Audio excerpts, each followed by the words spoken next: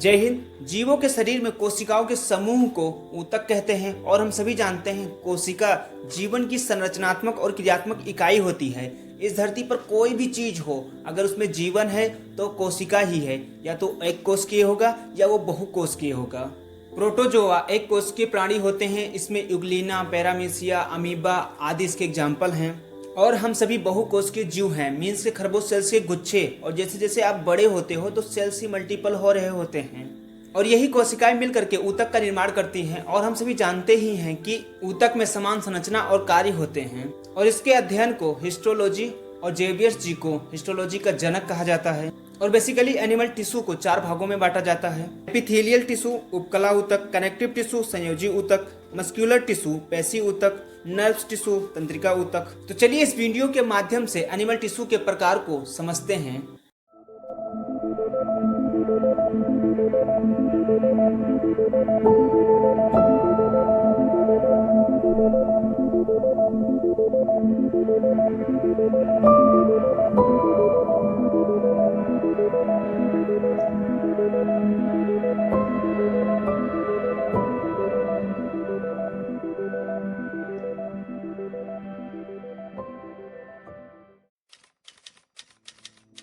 उपकला ऊतक कोशिकाओं द्वारा बनते हैं। ये हमारे ऑर्गन्स के सरफेस को कवर करते हैं और उनकी रक्षा करते हैं। हमारी स्किन के ठीक नीचे उपकला ऊतक होता है जो मेनली फैट का बना होता है। और हम सभी जानते हैं अगर बॉडी में फैट ज्यादा होता है तो हमें चोट कम लगती है, ठंड कम लगती है, हम तरोताजा और खूबसूरत दिखते हैं। आपने अक्सर अपने आसपास के लोगों को देखा होगा, स्पेशली बूढ़े लोगों को, उनके अंदर उपकला ऊतक की कमी होती है, इसलिए उनकी पूरी बॉडी में क्रॉस रहता है, पूरी बॉडी में झुर्रियां रहती है, वो दिखने में उतने अच्छे नहीं लगते।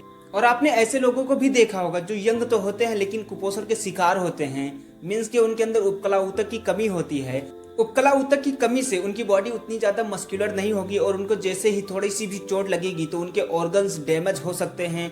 और आपने अपने आसपास कुछ ऐसे भी महारथियों को देखा होगा जो एकदम मोटका टाइप के होते हैं, उनके अंदर उपकला ऊतक की बहुत ज्यादा अधिकता होती है, एकदम तोंदू मोटू, एकदम तोंदो निकला रहता है और पड़े रहते हैं सुअर की तरह, बस मोबाइल में स्क्रॉल करते रहते हैं, आलसी आदमी कहीं के। संयोजी ऊतक रेशेदार ऊतक होते हैं। प्राणियों में संयोजी ऊतकों का मुख्य घटक कोलेजन नामक प्रोटीन होता है। ये हमारी बॉडी में एक ऑर्गन को दूसरे ऑर्गन से जोड़ने का कार्य करती है। इसका विशिष्ट कार्य संयोजन करना, ऑर्गन को कवर करना और उनको सही स्थान पर रखना, मीन्स के शरीर को एक ढांचा प्रदान करते हैं। शरीर का सबसे तरल संयोजी ऊतक ब्लड होता है और सबसे कठोर संयोजी ऊतक बोन होती है। ब्लड टिश्यूज के 2 भाग होते हैं, लाल रुधिर कणिका और श्वेत रुधिर कणिका। लाल रुधिर कणिकाएं हमारी बॉडी में ऑक्सीजन का आदान प्रदान करती हैं और श्वेत रुधिर कणिकाएं हमारी बॉडी को बीमारियों से बचाती हैं। पेशी ऊतक वे ऊतक होते हैं जिनसे हमारे शरीर की पेशियां बनी होती हैं। ये ऊतक बहुत ज्यादा हार्ड नहीं होते हैं, सॉफ्ट होते हैं, इसी वजह से कॉन्ट्रैक्ट हो पाता है, मीन्स कि हमारी बॉडी के जो ऑर्गन्स हैं उसमें गति उत्पन्न हो पाती है।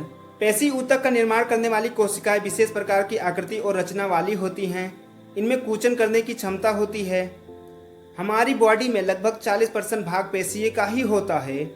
मानव शरीर में 639 मांसपेशियां पाई जाती हैं। इनमें से 400 पेशियां रेखित होती हैं। शरीर में सर्वाधिक पेशियां हमारी बैक में, मीन्स के पीठ में पाई जाती हैं।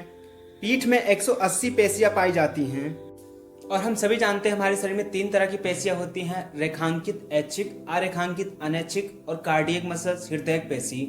रेखांकित पेशियां ऐच्छिक पेशियां होती हैं जो हमारी अस्थियों से जुड़ी रहती हैं, मीन्स कि हमारी इच्छा अनुसार काम करती हैं, जैसे चलना, दौड़ना, हाथों को मूव कराना।